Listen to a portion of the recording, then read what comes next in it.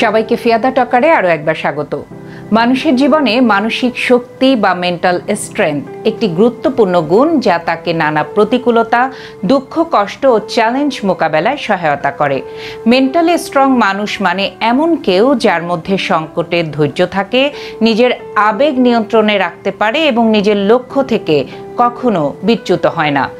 বর্তমান পৃথিবীতে যেখানে প্রতিযোগিতা, হতাশা এবং অনিশ্চয়তা প্রতিনিয়ত আমাদের চাপে রাখে, সেখানে মানসিকভাবে দৃঢ় না হলে কখনোই এগিয়ে যাওয়া যায় না, কঠিন হয়ে পড়ে।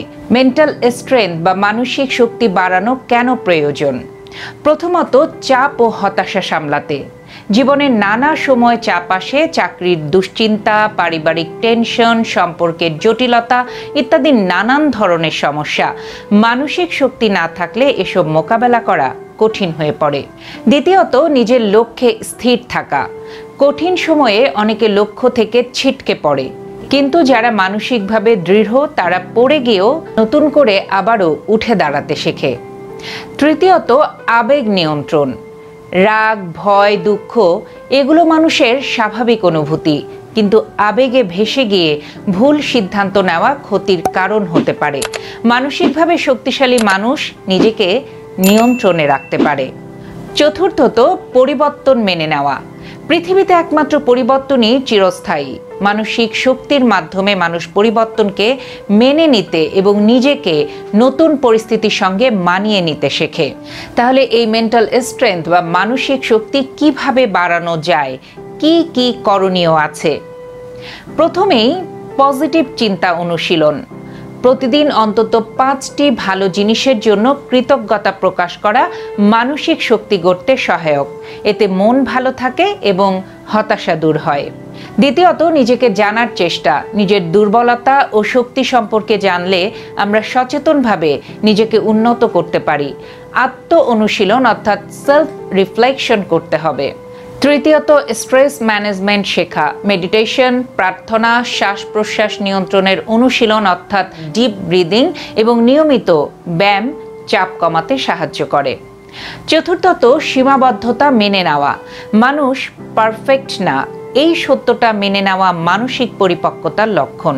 নিজের ভুল থেকে শেখা এবং ক্ষমা করতে শেখাও এই পথের অংশ। পঞ্চমত, নির্ভরযোগ্য মানুষের সঙ্গে যোগাযোগ। মানসিকভাবে শক্তিশালী হতে হলে পাশে কাউকে দরকার হয় যার সঙ্গে খোলামেলা কথা বলা যায়। পরিবার, বন্ধু কিংবা থেরাপিস্টও হতে পারে এমন কেউ। ষষ্ঠত, ডিজিটাল ডিটক্স। অতিরিক্ত সোশ্যাল মিডিয়া ব্যবহারে তুলনামূলক মনোভাব তৈরি হয়, যা মানসিক দুর্বলতা বাড়ায়।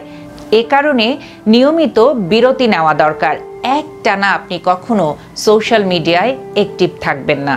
সবচেয়ে বড় বিষয়, আপনি যখনই মেন্টালি স্ট্রং হতে চাইবেন, অযাচিত আগ্রহ কমিয়ে দিন, মেপে চলুন। কেউ যদি বলে আপনি বেশি কথা বলেন, ওকে ফাইন, তার সাথে কথা বলা কমিয়ে দিন।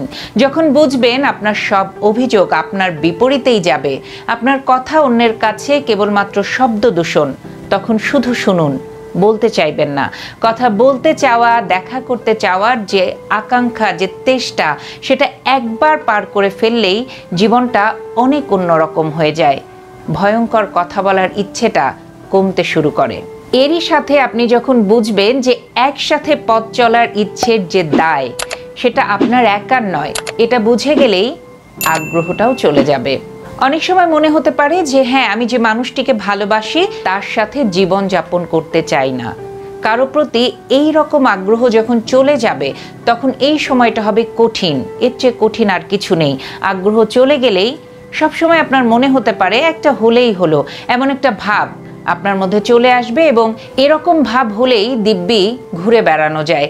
কে কি বললো, কে কি ভাবলো, এগুলো নিয়ে বিরাট রকমের মাথা ব্যথা আর হয় না। মনে হয় যে যেটা জানে জানুক, সমস্যা নেই, কেউ আমার লাইফটা লিড করছে না। অন্যের কাছে গুড ভাইবস বজায় রাখার জন্য মানুষ অনেক কিছু হারিয়ে ফেলে। এমনকি গুড ভাইবস বজায় রাখতে রাখতে মাঝ বয়সে এসে জীবন অবধি হারিয়ে ফেলে। আর যারা জীবন হারায়নি, তারা নিজেকে গুছিয়ে নেবার অদম্য প্রয়াস করতে করতে হাঁপিয়ে গিয়েও হাল ছাড়ে না। নিজের মধ্যে প্রচণ্ড রকমের পজিটিভিটি আনতে আনতে একটা সময় টের পাবেন আপনার চারপাশটা নেগেটিভিটিতে ভরে গেছে। পজিটিভ মানুষ যেমন দেখতে সুন্দর, তেমনি তার স্ট্রাগলগুলোও অনেক বেশি হয়। অনুভূতি দিয়ে কিছু হয় না, মনের ভাব প্রকাশের জন্য শব্দ প্রয়োজন, বাক্য প্রয়োজন। শব্দ বাক্যের ঘনঘটা কমে আসলে আপনার মন খারাপগুলো থিতিয়ে যাবে। নিজের কাছে পরাজিত হয়ে আবার যখন আপনি একবার উঠে দাঁড়াতে পারবেন, দেখবেন এই উঠে দাঁড়ানোটা হয়ে উঠবে ভয়ঙ্কর। এর মধ্যে ছিটে ফোটা বাড়তি ইমোশন থাকবে না। যেখানে আপনি গুরুত্ব পাচ্ছেন না সেখান থেকে চুপচাপ সরে আসুন। ঈগলের মতো সাহস করে সম্পর্কের সুতোগুলো এক এক করে নিজেই ছিঁড়ে ফেলুন।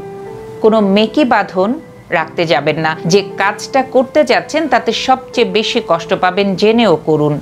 একটা সুন্দর ভবিষ্যতের জন্যই করুন। নিজের শান্তি বজায় রাখার জন্য এক প্রকার মরিয়াই হয়ে উঠুন।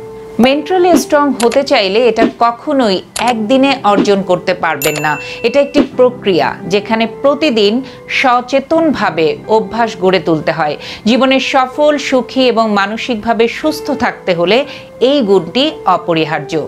একজন মানসিকভাবে শক্তিশালী মানুষ শুধু নিজের জন্যই নয়, আশেপাশের মানুষদের জন্য একটি উৎসাহের উৎস হয়ে ওঠে। তাই আমাদের প্রত্যেকের উচিত ধৈর্য, আত্মবিশ্বাস এবং মানসিক স্থিরতা অর্জনের পথে অগ্রসর হওয়া। চেষ্টা করবেন সবাই, ভালো থাকবেন সবাই। আবারও নতুন কোনো বিষয় নিয়ে খুব দ্রুত ফিরে আসবো। চোখ রাখবেন ফিয়াদা টকারে।